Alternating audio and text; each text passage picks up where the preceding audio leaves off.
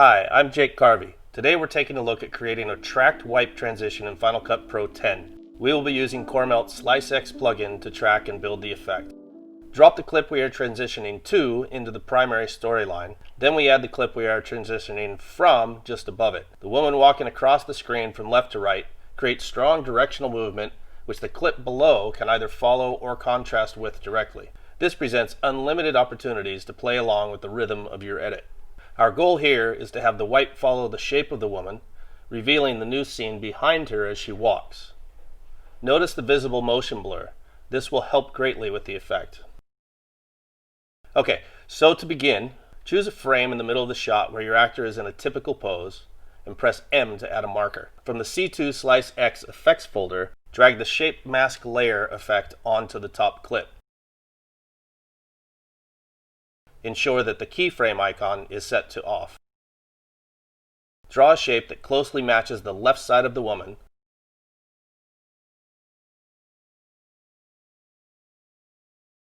But for the right side, make sure the line is simplified and placed well inside her silhouette. This feels a bit counterintuitive, but it's a trick for quickly getting a solid SliceX track, and we will be adjusting the points afterwards. When finished, select the mask, then hold the Shift button and drag a rectangle around the points on the left side. Click very carefully in the center of one of the points and drag them to the right about 10 or 20 pixels. Don't worry, we'll move them back later. Click the Track Forwards button. Don't worry if the track doesn't extend completely off screen. We will tweak this in a moment. Go back to your reference marker and then click Track Backwards.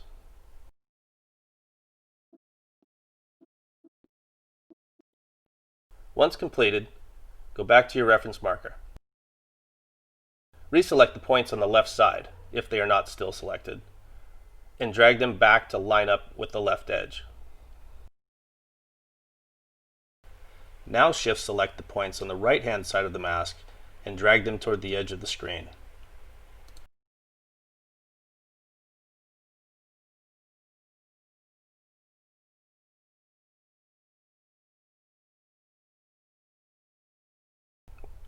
The trick now is to make sure that the mask is a bit wider and taller than the width of your screen.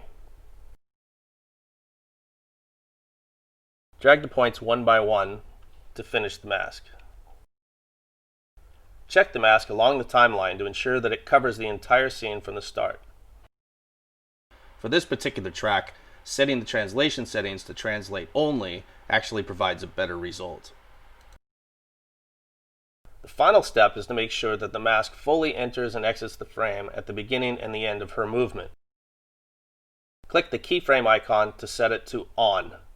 Go to the first frame where the backwards track stopped.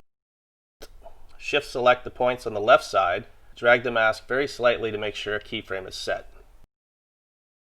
Go to a couple frames before she enters the camera view and drag the left side points to roughly where she would be if she was visible. Play forward to check the results. Repeat this for the end of the clip where she exits the frame. Again, select the left side points, move them slightly to set a keyframe, then step forward until she's fully off screen, and move them to where she would be if she was visible. You can now play back the full scene, noting down any frames where the mask points might need to be tweaked. If you do tweak the mask, it's generally good practice to set keyframes on either side of any section you need to tweak. Once everything is tweaked and set, right-click on your clip and choose Make Compound Clip. We can now zoom in on the clip and reframe it using the Clip Transform tools, so there is less headroom and the composition feels more tightly connected. Now that you have this tool in your arsenal, let your imagination run wild. There are so many opportunities for creative dynamic transitions. Thank you.